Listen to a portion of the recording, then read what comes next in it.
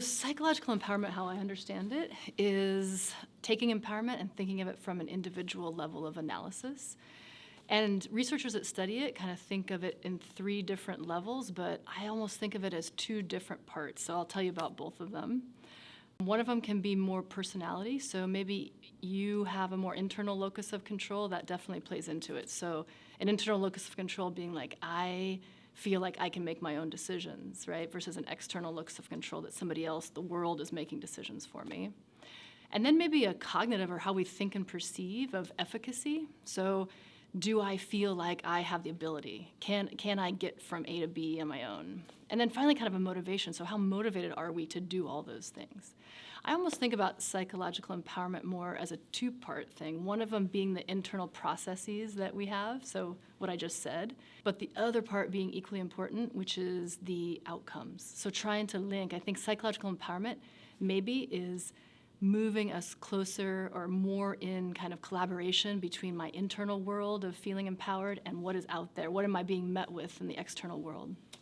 I see psychological empowerment in my classroom. I see it in other classrooms. I see it with the faculty. I feel like I've gotten to this point in my life, maybe because of some of my internal locus of control, but mostly about how I've been met by my environment. And I feel like in my classes, and I know my colleagues feel like in the classroom, that our job is to get people, right, closer to those internal goals, meeting the external world. And so I really try and do that. If my students come to me saying, here's where I want to go, and I've already been there, I say, let me help you. So kind of trying to connect those two things. Psychological empowerment uniquely falls on women, and I think because it's a two-part issue, right? We have internal ways that we think about ourselves, about how much efficacy we have to do things, but we are met by an external world sometimes that is the product of patriarchy, and those possibilities that meet us is where this is unique for women. And so it doesn't just matter that I believe I can do things if I'm not met by a world that also believes I can do things. Megan Rapinoe, AOC and the squad.